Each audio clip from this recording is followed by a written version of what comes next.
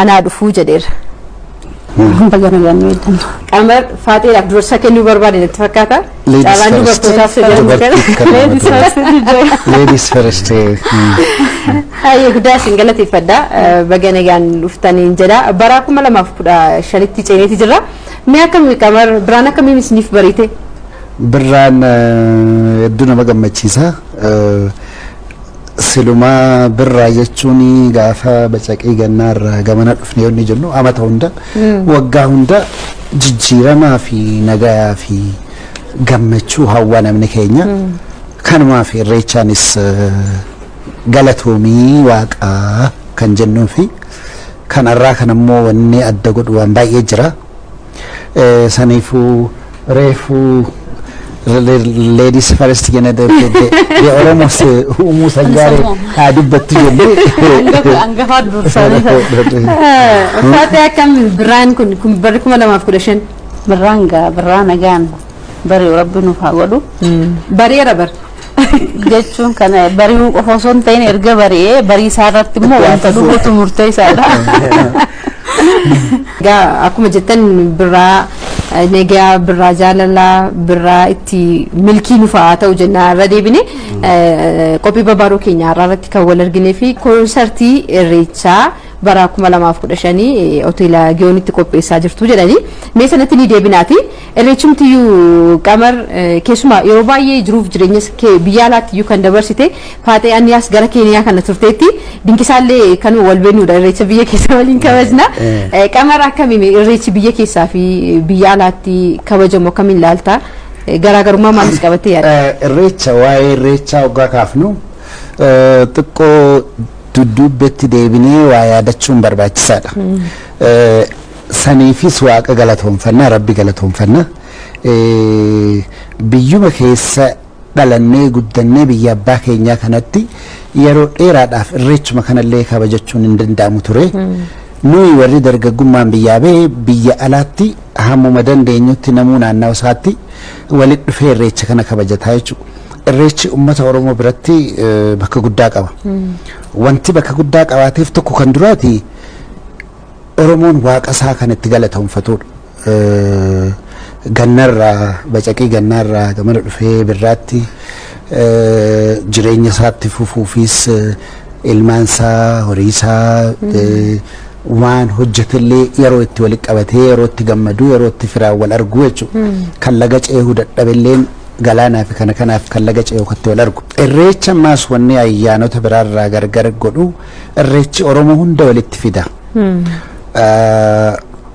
Kiristiyaanan jedhu Islaaman jedhu waaqeffatan jedhu waa'ee irreechaa namoonni akka gaarii keessa beekan nu caalaa ibsuu ni danda'ani nuti waan warra keenya irraa dhageenyee fi waa waliin guddanne waan biyya alaatti irraa agarre irraa namoonni garii irreecha kanaaf maqaan taane kennaaf tokkoon namaa wallaala irraas ta'uu danda'a.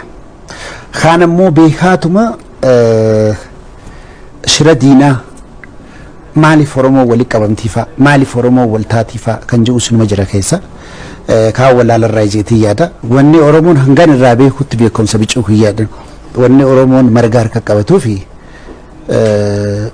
bishaantu marga kana mirgasiisa bishaan irraas dhaqa yaa Waaqayyo yaa Rabbi ati kan bishaan kanaas nuu kennite biqiltuus nuu kennite beeyladaas nuu jiraachiftee nuti isaan nyaannee nyaachaa gammadaa kan as geenye kan nu jiraachifte galatoomii waaqaan jaan inumaatu hedduu namatti tola. Namoonni akka amantitti fudhatus akka amantitti fudhachuu danda'a. Kan akka aadaatti fudhatus akka aadaatti fudhachuu danda'a. Wanni nuti immoo jala murree isinitti himnu irreecha jechuun Oromoo jechuudha. Waan Oromoon ittiin beekamtu tokko. Irreecha baranaa maaltu adda godhe jennee karreef wal dubbannu barana namni Yugaandaarraa Maaliirraa Keeniyaarraa keessattuu Keeniyaarraa sadarkaa mootummaatti beekamaniiti aadaa fi turizimii keenyallee qunnamanii delegeeshinii jechuudha. Jiilli ergamee dhufuu fi uummanni kanaa wajji dhufuus ni jira. Hangan takka irreechaan bakka guddoo qaba. Tokko sanii kan lammataa biyya keessattillee aadaa nama irreechaa wajji wal fakkaatu ispeeshaalii jara obboleeyyan keenya kan Sidaamaa fa'aa bira almost waanuma wal fakkaatu baay'ee agarta.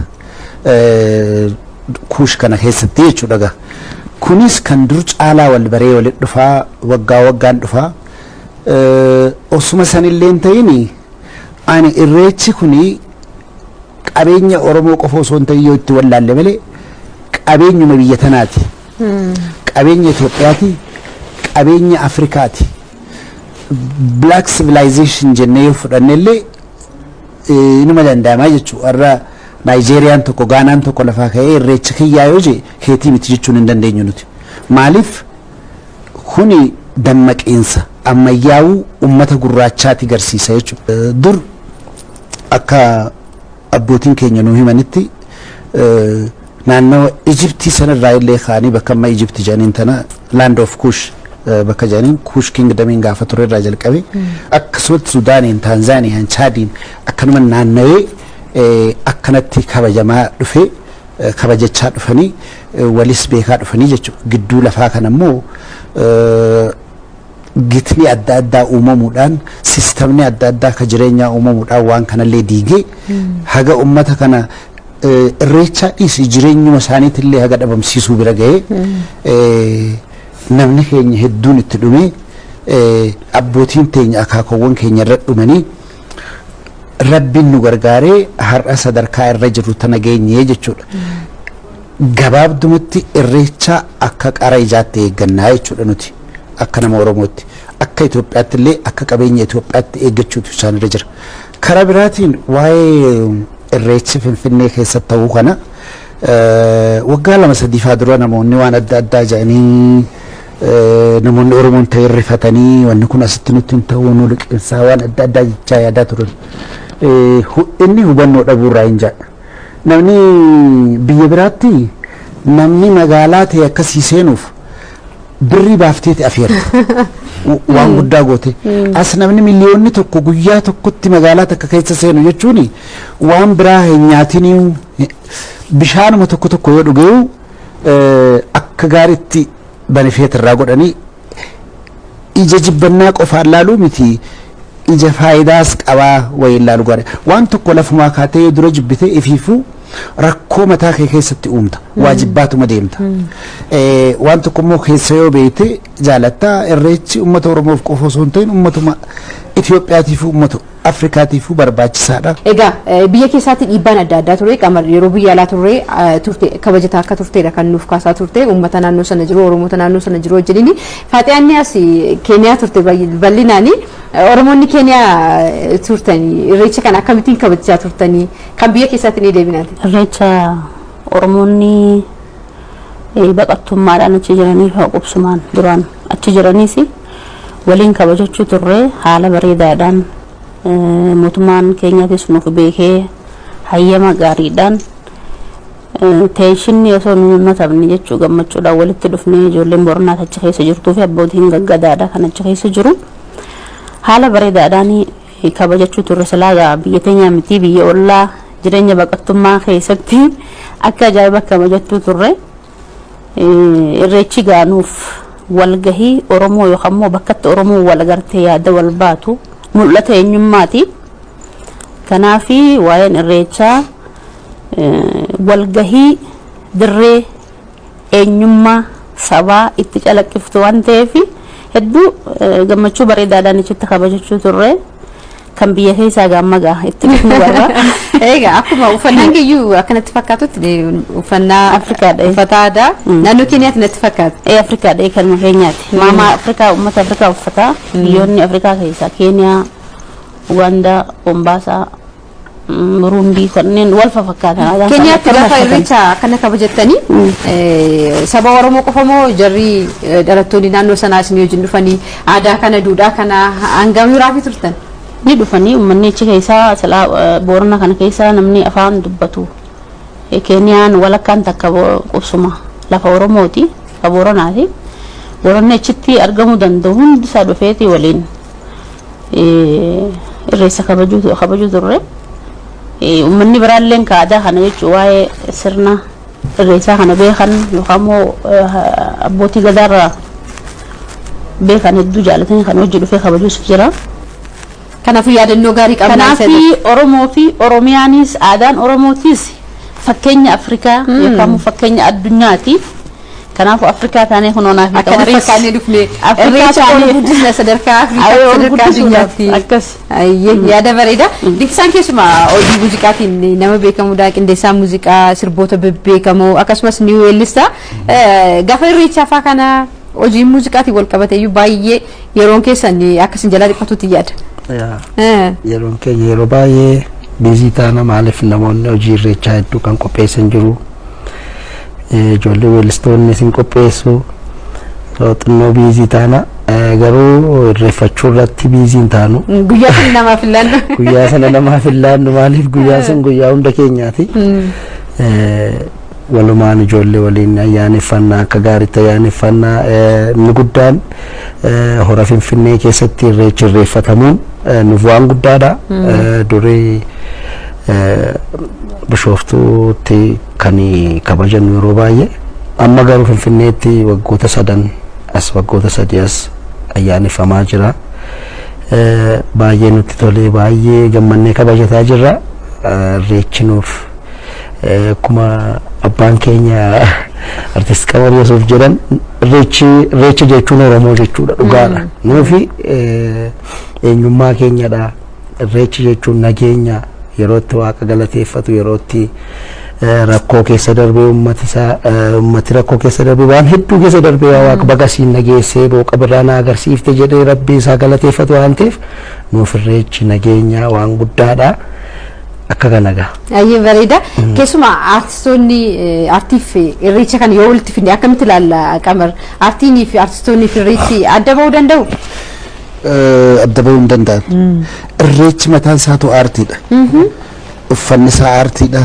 sochoonni isaa aartiidha akkaataan itti walitti dhufu akkuma reefu ijoolleen kiyya kun tuttuqanii guyyuma Oromoon itti wal argite Oromoon akkamitti uffataa Oromoon akkamitti nyaataa Oromoon akkamitti dubbataa Oromoon akkamitti deemaa san qofaa miti ijoollee xixiqqoo jenereeshina haaraa dhufuuf ammoo ergaa guddoo fi barnoota guddoo wanni irreecha adda godha waa lama moo sadii faa tuquu hin danda'a addunyaa irratti addunyaa biyya 48 deeme bakka Chanidaa jedhanii jira bakka Karivaanaallee namni amatatti itti walitti qabamu Torontoo keessallee ni jiranii addunyuma guututti bakki namni guyyaa tokkotti miliyoona 4 argamu hin jiru ayyaanni kuni tokko isa kan dura godhu jechuudha baay'ina ummata achitti argamu isaayyuu baay'inni ummata isaa kan biraammaas kan adda godhu nama miliyoona dhiisii namni 500,000 yoo walitti qabame namoota keessaa hufu ka warri kutu argita nama miliyoona 7 walitti qabame daa'imni xiqqaan achi keessa deemu hin tuqamu disipiliina safuu inni uumaa isaarraa qaburraa kan ka'e kabajaa inni ilma namaarraa qaburraa kan ka'e muka baalan cabsu akkasitti namni akkasitti kan deemu san sirna abbaa gadaa keessatti sirna irreechaa keessatti irreechaan waan nu barsiisu keessaa waggaa walitti dhufu kana hangam takka namni akka wal jaalatu hangam takka namni akka aadaa isaa jaalatu baala mukaa tokkollee muran kan tokko harka qabatanii citaa akkana nu margisiisiyaa waaqa jaanii deeman malee waa takka badii takka keessatti hin arkitu namni tokko kanatti walachin dhiibu yoo harki diinaa keessa jiraateetu magaa waan gari uumanii akka gaafa kaan ijoolleen keenya baay'inaan gaaga'amtee san godhan malee takka irreecha keessa wanni akkasiin jiru soo kanaatu adda godha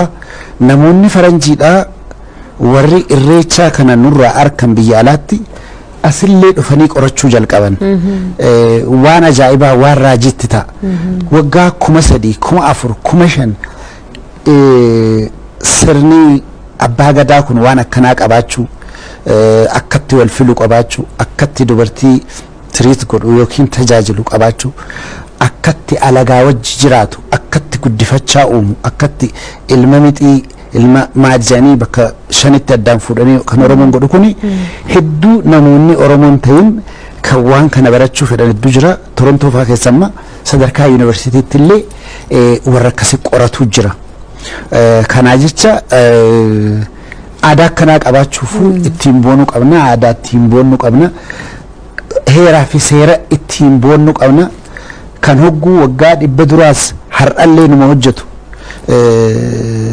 nan yaadadha spokesperson in Ameerikaa tokko senaatarilleen common housing Kanaadaalleen waa hedduu akka sirna abbaa gadaa irraa fudhatan maaliif sirna abbaa gadaa kana keessa fida irreechaa fi sirna abbaa gadaatis walitti hidhaa irreechaa fi Oromoon akkuma ijoolleen tiyya jettis walitti hidhaadha guddifachuu qabna jabeeffachuu qabna namoota biraatti illee immoo sirni kun akka haammataa ta'e akka jaalataa ta'e itti ibsuu qabna irreecha jechuun jaalala jechuudha karaa biraatiin irreecha jechuun nagaa jechuudha gadummaanu abbaan gadaatu nagaa malee hin qabu waan keessa isaanii qoratanii kan laalan jiraata kana jecha har'a guyyaa arraan tanaa arginee ijoollee keenya keessa deebinee ala bakka meeqaas turree deebinee hiree kanaa kan arguu keenyaafu ani faan galata rabbiitiin jaa galata waaqaatiin jaa kanumaan jechuudha. Faaxeenni irreechaaf aartii kana akkamitti ilaalta gaheen aartistootaas irreechi kun ol ka'ee akka mul'atuuf addunyaa irratti akka mul'atuu fi gama aartistootaanis wanti godhamu qabus akkamitti ibsitame. Irreechi akkuma reefu ibsee nuuf eenyummaadha.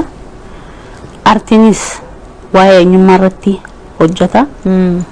Kan boca garaagaraa waan Oromoo fakkaatu sirna gadaa keessattis ittiin bulmaanni nuti qabnu ittiin bulmaata gaarii sirna mixii uumuu hin akka aartistii keenya qamarjuu sirna bareedaa qabna nu durii sammataadha. Oromoo qofaa miti irreessa kana kan itti argamu. Akka biyyattiitti sabaaf sablammoota garaagaraatu dhufee achitti irreeffata ammoo baay'inaan gaha kan Oromoo ta'an ta'e Oromoon adda durummaadhaan waa'ee irreessaa gadi fageenyaan osoo amantiin daangeessuu hin taane walgahii sabni gartee bakkatti kora sabni itti walgahu iddoo sabni itti walgahu iddoo itti yaada wal baanu akkasittiin amana. Aartii fi irreessi gaa walirraan fagaatu hundinuu waa eenyummaadha aartistiinis eenyummaaf dalagaa kaa ogbarruulee garaagaraa bifa kitaabaatiinis ta'u bifa walaloo bifa gartee diraamaa garaagaraatiinis ta'u aartiidha aartii fi eenyummaa walirraan fagaatu irreessi eenyummaadha akkuma reefu jee nuuf hegere mul'ata kun egaa jechuun mee miti addunyaan irra gartee waa'ee irreessaa galmeessite tuni nuti ittiin neeti miti barra. Ittiin bulmaata kana gadi fageenyaan laalaniiti uummanni hedduun namni dilli maaliif asitti wal gahaa jetteeti Joonas Buuk irratti galmeeffame jechuudha. Kun nuuf boonsaadha. Ani irreessi anaaf eenyummaadha ammaa sirra deebi'eetu naan jira. Keessumaa torbeen irreechaa guyyaa hawwattummaan eegaman keessaa tokko ta'aa dhufee jira amma maaliif konsertiiwwan adda addaa egzibishiniin adda addaa kan keessatti geggeeffamanidha. Namni isa sanayyuu caalaafidha guyyaa irreeffannaa qofa irreeffatee deebi'u qofa osoo hin taane bakka wal argaa itti wal yaadee walii wajjiniin taphatu torbee irreechaa suni guyyaa dannoo addaa uumee darba uummata keessatti. Tibba kana immoo feesbuukii irra kan deddeebi'aa jiru qamarfaanni faaxeeffaanni dinqisaafaa walii wajjiniin taatanii tiimii garee keessa waliin konsertii guddaa qopheessaa akka jirtanidha. Maaltu ka'umsa isiniif ta'e konsertii irreechaa qopheessuudhaaf maaltu ka'umsa isiniif ta'e qamar? Akkuma reefu haasa'amaa turetti gaa irreechaan akkuma jennu waggaatti naanna'ee dhufa. Nu illee namileen eeggannaa namni keenya illee achirratti wal arka akkuma reefu jettu dardaraa dubri keenya wal bara manguddoon teenya achirra gorsa nu dabarsiti. Nama biraatiif illee Oromoon maal akka fakkaatu ibsuudhaaf hedduu laafaadha hojii wajjin arkanii jechuudha. Wanneen maanta nuti nu kakaase duratti irreecha Oromoo qofaaf irreeffachaa ture. Ammaan tana addunyaan biraa dhiisii namnummaan Itoophiyaa keessa jiru waan kana sirritti ni hubataa waan jiru kana qorachuu jalqabne akka sirritti namni hubatin akka namni laaftumatti dogoggora adda addaatiin waan kana hubatu dadhabiinsa keenya irraayis wanni kun dhufee akka artistootaatti waan kana jijjiiruu hin dandeenya ergaan nuti ummata bira geenyu daddaftee deemtii jennee kanatti kaanee bal'isuu yaalle amma waggaa kanaaf taargeetiin keenya yookiin akeekni nuti lafa kaayyannee ummatuma biyya tanaa ummata wajjin jiraannu obboleeyyan keenya haadholee keenya abbootii keenya akkasitti ilaallu ummata Oromoon ta'een ka wajjin jiraannu ummata Itoophiyaa sabaaf sablammoota barsiisuudha waan kana godhuudhaaf immoo community teenya keessa hawaasa keenya keessa xiqqoo gabbaanee waan biraatis dabalannee kuni fakkeenya tokko anamma uffata kana kan dhiha Afrikaa yookiin West Afrikaa in uffadhe isin ammoo kan baha Afrikaa uffatte dinqisaan keenyalleen dargaggoon ammaa maal fakkaatti waan dargaggoo ammaa agarsiisu waa hunda nu keessatti arkitaa jechuudha amma kana uffanneeti waan kana bal'ifnee ilaaluu qabna nama biraatis affeerrachuu qabna haammachuu qabna jaalala agarsiisuu qabna jaalalaan nama mo'aa waggaa hedduu yeroo biraa karaa adda addaatiin namni karaa ololaatiin karaa waraanaatiin yeroo waa xiqqoof nama hawaasa namoota tokko mo'uu ni dandeessa immoo yeroo dheeraaf wanni san hin deemu inumaatu rakkoo san caalu fidatee dhufa nama kana jaalalaayyootti dhiyaatte waan qabdu kanaas barsiifatte ala dhaabbatee namni kun waan keen arrabsu kasaati si hojja kabaje karaa kanaan namni kun walitti dhufeeti ugguu jaalalti dhufte oomishaa guddataa uggaa oomishni guddatu immoo ilmi namaa kun jireenya isaa jijjiirama akkasitti itti fufaa bakka addunyaan nu duraa geesse ga'uufillee gargaarsa guddaa tahaa irreechaa fi sirna abbaa gadaalleen yaadachuu qabna nuti akka artistoota Oromootti. Dinqisaa afaan keessumaa hangafoota keeti artistoonni ati walii wajjin jirtu kuni keessumaa konsertii irreechaa kana isaan faana hirmaachuun akkasumas faayidaan immoo qabu as keessatti Finfinnee keessatti konsertii akkasii geggeessuun faayidaan inni qabus akkamitti ilaalta? Dhugaa dubbachuu fi inni guddaan dubbachuu barbaadullee nama baay'ee jaalladhuuf baay'ee arguufillee hawwu duukaa hojjechuufillee carraa argadhas jedhee waan kanan hin yaanne artistiin baay'ee jaalladhu baay'ee kabaju artistii Qamarii Yesuuf carraama kanatti waliin taa'ee dubbachuu koofillee baay'een gammadaa baay'ee gammachuu koosa guddaadha akkasumallee faaxee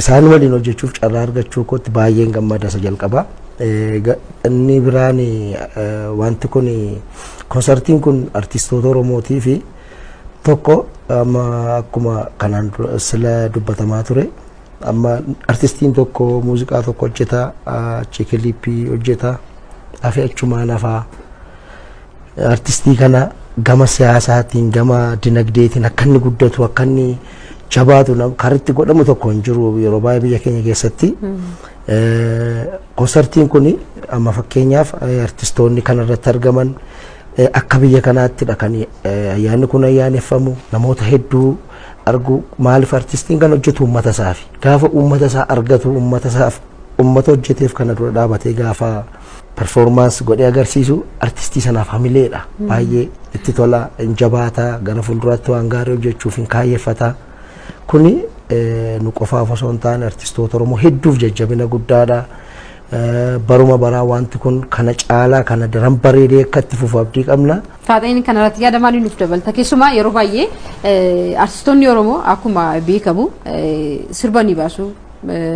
Sana booda torba YouTube irratti fe'isamu viyoo argate sanaachi karaa biraadhaan dinagdee isaa waan ittiin guddifatu hangas maraan qabu waltajjiitti akkas ba'es agarsiisa adda addaa agarsiisee irraa fayyadamus hangas maraan qabu tarii konsertoonni akkanaa kun jiraachuun isaayyuu faayidaa inni qabu akkamitti ilaaltaati? Faayidaan guddaan galii osoo hin tahin hamileedha wal arguudha guyyaa kan ni jirra jennee jireenya keenya mul'isuudha gammachuun guddoon natti dhagahamte takka tana maaliif ani atis akkuma beektu eegaan gara artiistii takka konsertiiwwan gurguddaa keessatti baay'inaan hin argamu deebi'een maas biyyarraa waggoota dheeraaf waggaa 10 biyya keessaa bahee gara ollaa biyyoota ollaa keenyaa keessa turuunis baay'ee namiidhe ammoo akkasuma wajjin takkaan teenye achii farma jidduu itti gaafatamummaa hedduu tokko maatii guddisaa achitti maatii barsiisaa asitti dhufee aartii sabaaf hojjechuu jechuun dubartiif baay'ee ulfaataadha.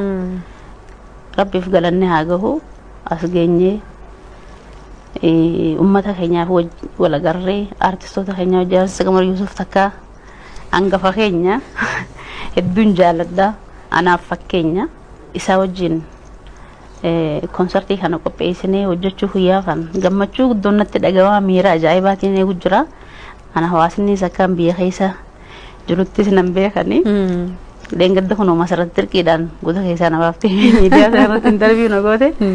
Ani immoo hojiin hojjechuu jira hojiin hojjechaa jirus akkuma kun anaaf qamar Afrikaa fakkaannee uffata Afrikaatiin yoomiyyuu gaa Oromoo fi Oromiyaan fakkeenya Afrikaati. ittiin bulmaata keenya kanaatu bareedaadha ittiin bulmaanni sirna gadaadha hedduu bareeda maaliif addunyaan irra dimokiraasii addunyaan fudhattee irra ittiin hojjechaa jirtu sirna gadaa keessaa fudhataniiti sirna gaarii waan qabnuu fi nuti fakkeenya Itoophiyaa osoo ta'in fakkeenya Afrikaati Oromiyaan maama Afrikaati Afrika fakkaanneeti irra qabar keenya wajjinis kun okkatti faayame bingeessa dabalaati wajjin gaa waan ajaa'ibaa hojjechuudhaaf artistoota biraatiin wajjin hedduu qophii ajaa'ibaa irra jirra ani immoo kana keessatti argamuun kiyyanaaf irraa duraati irreessa kanaan dura waggoottan darban keessatti dhufeetumaan suutuma haalli qilleensaatis gaariin turre suutuma dhufeetiin suutuma looyee deebi'a amma gaafno walitti jiratti been shaashaa godhuufin deemaa saba kiyya isiniin jaaladhaani yoomiyyuu kaayyoon kiyya akeekni kiyya siranaadha faaxeen hin daddaqu bakkuma sanaan jira arras borus isiniif hin hojjedha kanumaan ja'a gama diinagdeetiin gama siyaasaatiin konsertii akkana qopheessuun iyyuu akkamitti ilaaltaa? Umrii amma jirru kanatti wanni na gammachiisa. Ijoollee keenya tana qaruu teemma lafaa ol kaattan hiree kanaatu arkadhee umrii kanaatis arkadhee isaan gidduutti argamee muuxannoo xiqqoollee taatu isaan dur dabarsine itti himaadha. Akkasitti isaan jajjabeessinee kan kufees ol kaasaa kan ol ka'e immoo jabeessaa isaan illeen akka nama biraaf jalatti ijaaraa deeman godhuun waan guddaadha kuni bareeda. Kanarratti amma namni keenya akka durillee miti duratti abbootiin qabeenyaa Oromoodha faayidaa aadaa tanan barre isaan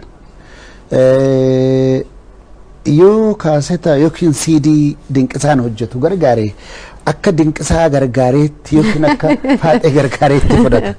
Maaliif humna aadaa tana ta isa jiraachifte ta isa boonsifte tana hin galleef amma garuu wanni kun galaa fi dhufaa jira. Amma fakkeenya yoo fudhannee manaajer Mukiyyaa'u jechuudha.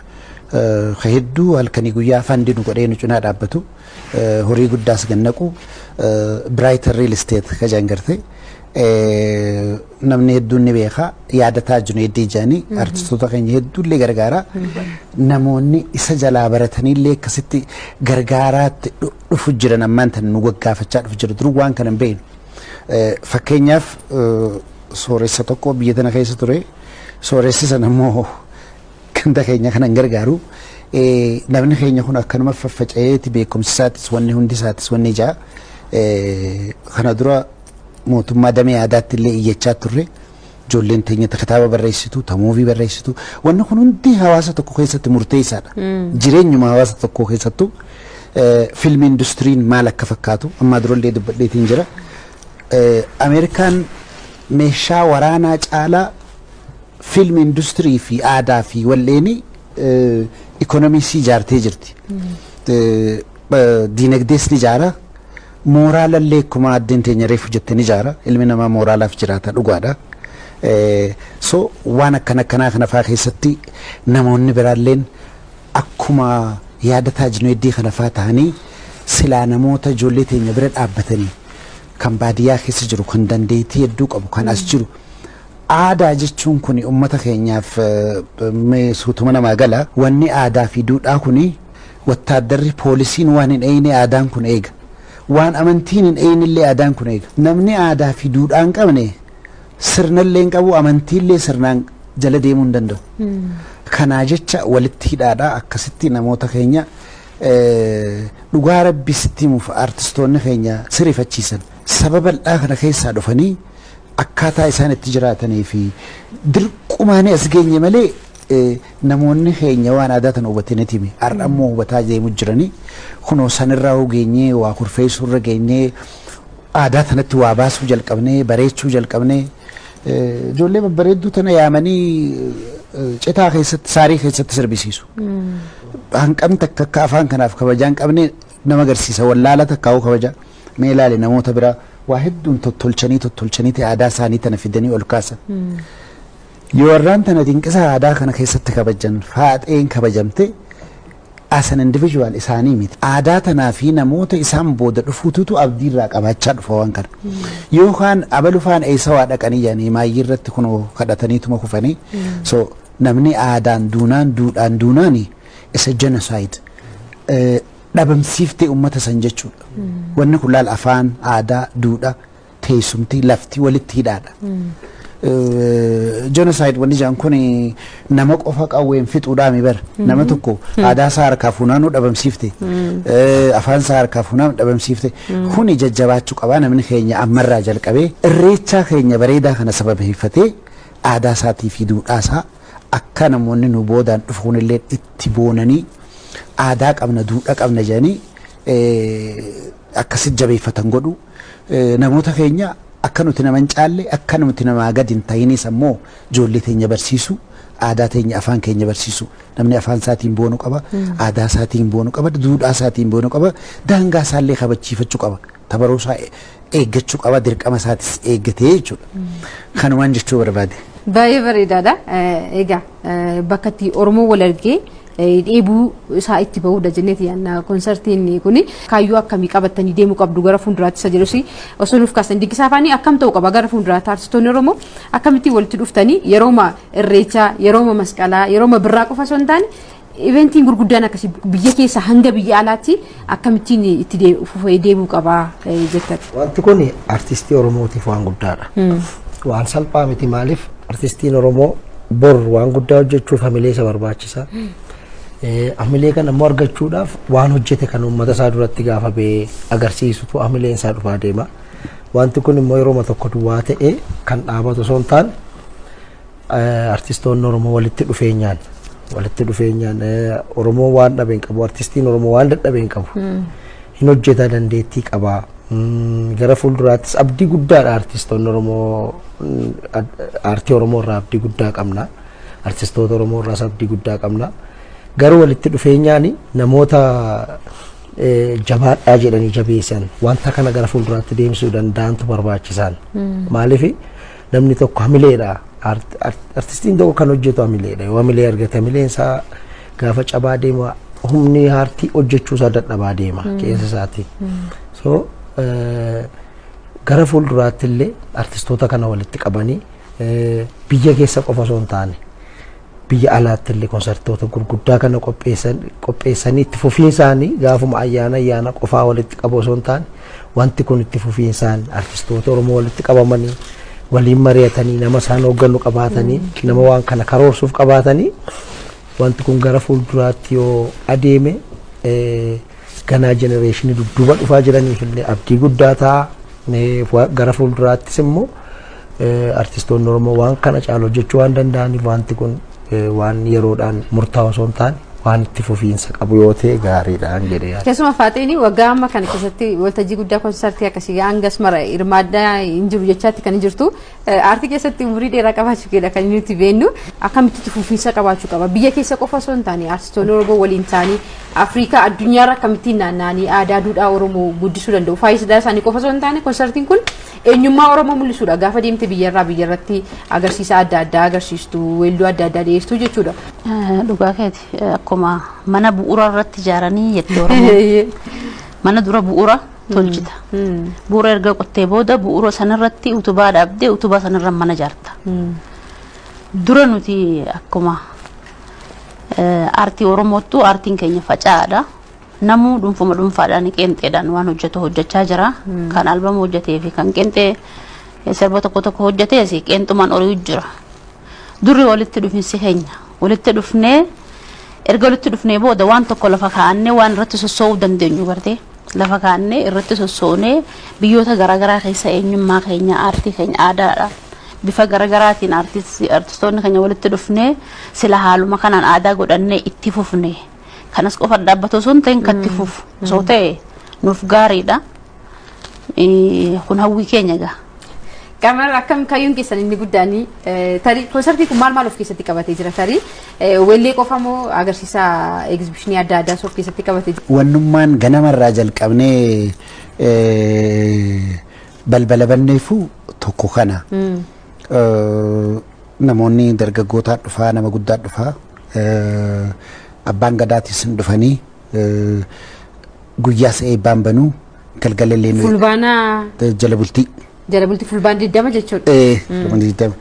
Jala bultii so achirratti guyyaa nyaata aadaa Oromoo adda addaa wayaa aadaa Oromoo adda addaa naannootti garaagarummaa xiqqoo inni qabu wajjinii bareedina isaa wajjinii sossoohina adda addaa isa jira. Achiin ammaa gama galgalaallee dabree VIP jira VVIP jira. San dabalatee maas ijoollee sossoohina adda addaa sossootu jira. Sirboota afaan Oromoo babbareedaa kan naannoo adda addaa.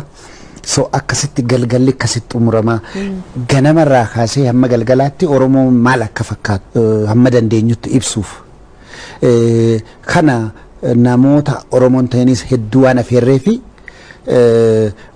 amma qabsoon keenya guddaan Oromootti waa'ee irreechaa himuu miti. Namoota Oromoon ta'in Oromoon akkamitti irreechaa kabajataa, aadaa akkam qabaa, wayaa akkam uffataa, nyaata akkam nyaataa, akkamiin nama simataa kan jedhu kana barsiisuudha. Asirratti kan dhaabbatu miti. Akka nuti karoorfannetti akkuma reefu kaafnetti guyyuma irreechaatii fi ayyaana adda addaa kan amantii walitti hidhaatii fi kan ta'inis qofa osoo hin ta'in akkamitti aadaan aartii kun babal'achuu dandeessi. Bifa maaliin akka dursanitti addaan babaasuu dhiifne walitti inni kitaabni tokko hoggaa barreeffamee hawaasa tokkoof maal kennaa kitaaba jechuun dura maalii muuviin diraamaan shoortiin staandaap koomediin sirbii sossooyinni maal akka fakkaatu kana hunda kan of keessatti argu haguma humna keenyaatti garsiisaa ummata keenya barsiifachaa nutis amma namoonni nu gargaaran dhadhalachaa jiran namoonni faayidaawwan kana bare itti fufuu tokko sani kan duraa biyyuma keessattuu biyya kana keessa waliin ga'uudha. Kan lammataa biyyoota ollaa keenya nuti waggaa hedduu namni keenya waggaa waan aadaa nu qofa illee osoo hin ta'in sabni biraa kan biyya tana jirulleen waggaa waan aadaa tana onni jiru taargeenni isaanii biyya faranjiiti. Takka Afrikaa kana keessa hin yaadne nuti. Afrikaa kana ummata nu fakkaatu ummata seenaa wal fakkaattu qabnu kana keessas aadaa teenya tana babal'isuu akkuma duraan jettetti laayibireerii adda addaa keessa naqu. Plus ammas ijoolleen teenya dargaggoon amma ol kaatutun qabeenyaas barbaachisa aartuma tana babal'isuuf bifa isaan itti biyya alaa kanaas dhaqanii hojjetataniitti deebi'an achi dhaqanii chitti hafuu osoo hin ta'in jechuudha. Kanaas karaa lafa kaa'atuma jirra waan akkas akkasiiti amna dheeraaf duraa qabaa rabbiin fayyaa fi umrii nu haa kennu dargaggoo keenya kanallee wal nu haa taasisu wal jala nu haa deemsisu. Akka Oromootti wanni hedduu na yaachisu tokko jiramma aadaa qofa osoo hin ta'in Oromoon duriis waliin nyaachuu ni beeka waliin hojjechuutu immoo waliin nyaachuu kana caala feetu qabadhu deemiin kophaa kee yoo waliin hojjette wannummaa waliin nyaattu sanu dhufuu danda'a wal jala deemuu hinaaffaaf irraa dhiisuu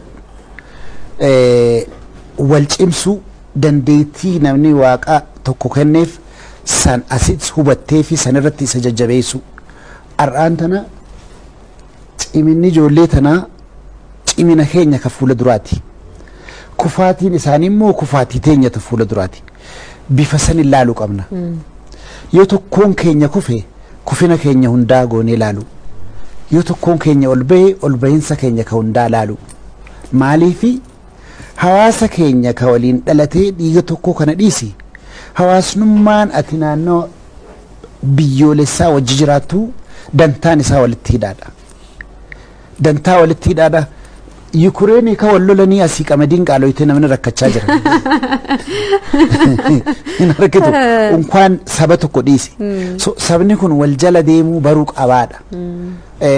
Dhiifne waliin rakutuudha baruu walii obsuu baruu. Kuni dirqama aadaa keenya jabeeffachuu eenyummaa keenya jabeeffachuu jecha kanarra deddeebi'eetiin jaa of jaalachuu jechuun nama biraa jibbu jechuu miti nama of jaalateetu nama biraattis jaalachuu danda'a sabaaf sablammoota wajjinis nagayaan jiraachuu kuni beekamaadha uummata Oromoo biratti Itoophiyaa keessaa laftummaan Itoophiyaa fakkaattu Oromiyaadha. Tan sabaaf sablamoonni hundi keessa jiraatu. Tan al tokko tokkummaas amma obsa uummata kanaa oggu tokko takkaanii bar kabajaa guddaan qabaaf uummata Oromootiif. Obsa isaan qaban isaan keessa jiraatee isaan caalaa jiraatee isaan tuffachaa ka jiraatus numa jiraachisan isaan. Namoota waggaa 10 achi keessa taa'ee an afaan kanan beeku siin jedhu. Afaan baatii jahatti chaayinaa barattee ati afaan Ingiliz barattee uummata kana hunda baadhatee deemuuni. Aadaa teenya bareedduu qabnu tanaatu kana hunda nu barsiise. Kuni uummanni Oromoo hammaachuu qabaami itti fufuu qabaa. Namni biraatis immoo understand godhu qaba. Gaaromina keenya kana akka advantageatti kan fudhanne. Kabajaa nu kan nu qaban. Kabajaa akka nuti nu kan nu san wanni takka illee nu is give and take bari. Waanuma kennitu argattaami nama si ulfeesse kasi kabaje kasi jiraachise ka lafa isaarra biyya isaarra si jiraachise atis xiqqoo kabajuun waan namatti ulfaataatii miti. Artiin keenya immoo itti fufaa kana caala guddataas arguuf teenya walumaanuu. Ulfaadaa jennaa gara goolabuutti dhufnee jira tarii akkamiin qophoftanii jirtu waaqa hin dinqisaanii uummata kana bashannansiisuu fi qophiin keessa maal fakkaata? Qophiin keenya bareedaadha. Kana keessa gaa waan qophaa'aa jirus waan itti dhufaanii jirus ibsuun dirqama ta'a. Waa'ee qophii konsertii keenyaa erga hangaftichi keenya nu ibsee nullee ibsinee booda anis amma hojii ajaa'ibaatiin hojjechaa jira. Hojiin waa'ee Oromoo fi Oromiyaa gaaromina Oromootii fi gaaromina Oromiyaa gadameessisii keessatti waa meeqa akka baaddattee jirtu Oromoonis Oromiyaanis nuti warra yoo bishaan gaafatan aanan namaa kennu Oromoon keessummaa sitti dhufte siree ifi ol dabarsadeetii dinga kee raffisa. Waa'ee kanarrattiin hojjadhe Oromiyaa jechuudha. Mee maalidha? Waan haaraa qabattee akka dhufaa jirtu nuuf kaasaa jirta. Sagaleedhaan xiqqoo jedhi yoo sitti tole immoo hojii kee irraa xiqqoo si dhageessisna. Yoo rabbi jee hojiin eenyuma kan amma viidiyoon kaamingisoonis gallakkifamaa yoo rabbi jee guyyaa 2-3 keessatti irreessa kanaan duratti gallakkisuu fi waa'ee gaaromina Oromoo gaaromina saba kanaa yookaan lafa tanaa Oromoo fi Oromiyaa wal fakkaatti. Gaarominni Oromoo ka Oromiyaadha jechuudha. Kanarrattiin waa'ee sirba ajaa'ibaa dalagee Oromiyaa Oromiyaa gabbattu badhaatu haadha albuudoota hawwata turizimii tallaqqiin gurguddaa gadaameessa goota arjoomtuu gaarishoo hundaaf garaa laaftaa galanni kee guddaadha harmeetoo yoomiyyuu jiraata nu boonsee jiraata. Ja'a hojii ajaa'ibaati maama Afrikaa achi booda gara Afrikaatti harkaanfata hojichini maama Afrikaa jedha bal'isaati waan ajaa'ibaatiin dhufu jirra. Nee eegalee jirta daawwattoota. Obsaan nu eeggadha. Dinqisa. Konsartii egaa weelluudhaanis meeshaas taphachuudhaan moo akkam? meeshaa taphachuun miti. Meeshaa taphachuuf ijoolleen qophaa'an jiru. Ani weellisuun barbaada. Gaafa sanaa jechuudha. Kana immoo gara fuulduraatti immoo yoo rabbi jedhan kanaan durallee dubbadheen ture akka carraatee interviiyuma abaaboo wajjin goone irratti albama xumureetiin jira. Egaa amma waama xiqqoo xiqqoonnaa fi namoota narra beekan namoota narra guddaa waan aartii kanaaf gatii baasanii darban namoota akkasii gulaalchisuudha waan tan hojjedhe kana waan jedhudha waan irra jiru. Ganaa isaan waliin illee carraa kanatti wal arguun artist Qabarii Yasuufii waliin wal arguun koo waan kanaaf illee waan gaariidha jedheen abdadhaa kanaan. Albeemaan dhufaa jira. Albeemaan dhufaa jira waan ta'eef konsartii kana irratti immoo egaa ani gama kootiin gama muuziqaa osoo hin taane. Weelluu sana keessa waan jaallattu keessaa sagalee makeetii waa xiqqoo jedhime weelluu keessa istiidiyoo irraa daawwattoota keenyaaf yeroo.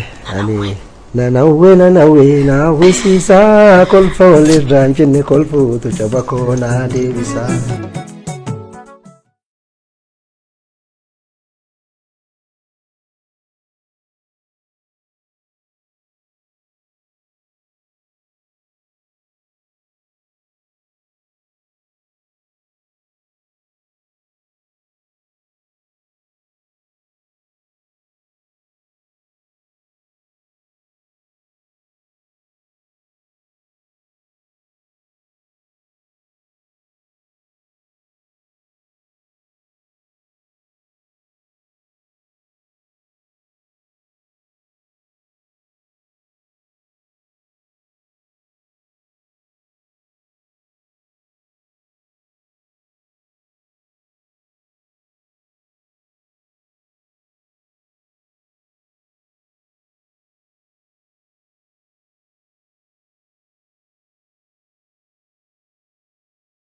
Yeroo gaarii waliin dabarsine egaa isin waan qabdanii maaddii bal'aa qabdan daawwattoota keenyaaf qoodanii jirtu.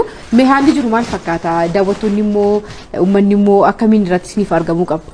Waggaalee lamaan darbe san keessa waa'ee koronaa kanaa wajji wal qabsiisee waa'ee qabbanaa'eera biyyaa wajjinis wal qabsiisee addunyuma hundaa qabbanaa'ee san qabbanaa'uun isaanii jira. Kan baranaa kana immoo akka gaariitti nama baay'ee se'ina nama baay'ee dhufa jennee yaadna. Maaltu ta'a uummata irraa maal eegnaadha? Uummanni akkuma dur kabajaasaa safuusaa eeggatee dhufee aadaa isaatti gammaduudha. Nama isaa dadhabaa gargaaruudha. Nama kufee harke lafaa kaasuudha bishaan baasuudha. Karuma danda'amu hundaanuu jechuudha. Waa'ee seeninsaa irratti dhugaa nama baay'ee seenaa namni kun eejii umrii adda addaati kan dhufu. Fakkeenyaaf dargaggoon faan naannawa Abiyyoota Addabaabaayii kanallee deemaa buluus hin danda'anii kaanis akkuma dur wal keessa wanni ijaanitti namni baay'eedhaami. Moostilii naannoonni giyoon kanatti immoo namoota yookiin umriin isaaniitis xiqqoo wanti ijeellee namoota taa'ee waa enjooy godhuu barbaadu kan utaalus akkasuma jiraatee bakki adda addaa godhamee fi namoota jaallawwan isaaniitii wajji shamarran isaaniitii wajji dhaabbatanii osoo namni isaan hin dhidhiibne osoo gamaa gamana namni isaan darbu hin jiraanne sirnumaan galgala gaarii akka qabaatan akka gammadan kan godhamee fi sakuriitiin isaallee bakki banaa waan hin ta'iniif namni if hin shakku eegata akka ol seenee namni fattashamee seenaa akkasii jechuudha. Kaan ammoo kan dargaggeessaa alaa namni fedhuuni utaalaa fedhuuni fiigaa waan adda addaa jira. So amma eejii hundaa fi kurfaa'ee amma wanni kun duratti sadarkaa hundumatti sadarkaa hundatti duratti baay'ee dargaggoota yoo taate malee namni akka keenyaa kun amma konsertii baay'ee hin deemu. Dhiibbaa hin danda'u achi dhaqee galgalaas achi buluu hin danda'u. Kun immoo bakki taa'anis ni jirti bakki dhaabbatanis ni jirti bakki itti ragadanis ni jirti bakki itti waanuma aadaa pilaas wanneen reefuu haga dandeenyutti aadaa Oromoodhaa kan naannoo hundaa akka if keessaa qabaatutti kan yaadne kan yaadame sirbitoonni biraallee kan hafan nurraa ni jiranii kan wiliitti dabalaman illee ni jiranii sossoohinallee yoo akkasitti naannoo Oromiyaa hunda waliin ga'uu dadhabne at least sirbaan naannoo Oromiyaa waliin ga'u waan akka diraamaatiin waan nama kofalchiisuun waan akkanaa kanatti galgala gaarii qabaannaa je'eetiin diraamaanis koomeediinis waan adda addaa jira jechuudha guutuudha jechuudha maddiin keessatti akkas wannummaan barbaachisee yookaan amma horiirra birrii baay'ee wannatti gannaqu jirruu fi waan kun akka guutuufi kana in dhufa horiin booda dhufa namni cimnaan ni dhufa hawaasni kun cimuudhaaf ammoo waan akkanaa waan utubaa ta'e bu'uura kana qabaachuu qaba. Hawaasa akkanaatiitu barachuus oomishuus danda'a. Hawaasa mooraala qabu. Mooraala kana kan fidu immoo waanuma mareefu jenne kana waan abbootii teenyarraa dhaallu. Ani ilmaa baluuti waan akkanaatiin qaba waan akkanaatiin qaba jechuun ifiifuu itself mooraala. Akkanatti hojjechuu dandeenya aadaan keenya akkanaa yoo waan akkanaa hojjedhe uummanni kiyyanarraa na cinaa dhaabbataa uummata kiyyaan qaba. Akkuma reefu je kufinni nama tokko nuuf kufina nama hundaati akkas ilaaluu qabna. Faaxeeni walumaa galatti dhaamsa qabdu daawwattoonni keenya amanuu daawwachaa jiran kun konsertii kanarratti waan bal'aa maddii bal'aa qabatanii dhiyaataa jirtu wanta dhaamtuu fi akkasumas irreechaanis wal qabatee konsertiidhaanis wal qabatee dhaamsa dhaamtanii goolabuu dandeenya. Oromoon gaa akkuma seenna eebaan xumure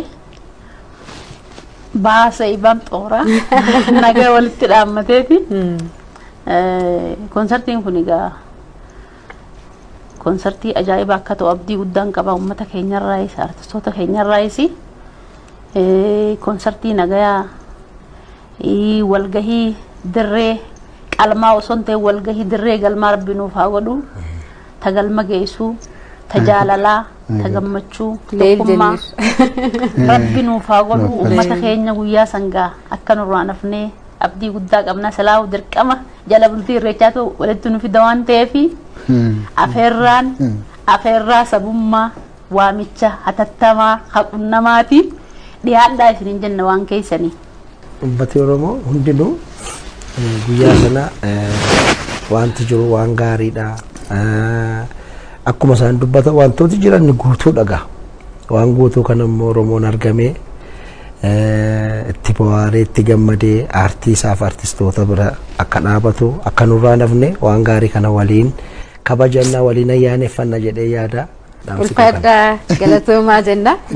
Yeroo gabaabduu qabdan irraa qophii konsertii irraa sa'aatii keessan kana muraasa qabdannuuf qoodanii istuudiyootti argamtanii kun egaa maaddii Oromooti konsertiin suni wanta faayidaa addaa osoo hin taane maaddii Oromoon irratti wal argee walirraa hirmaatudha waan gaarii jalqabdanii fiixaan akkasiniif ba'uus akka nuuf ba'uus abdii guddaa qaba ulfaadhaa.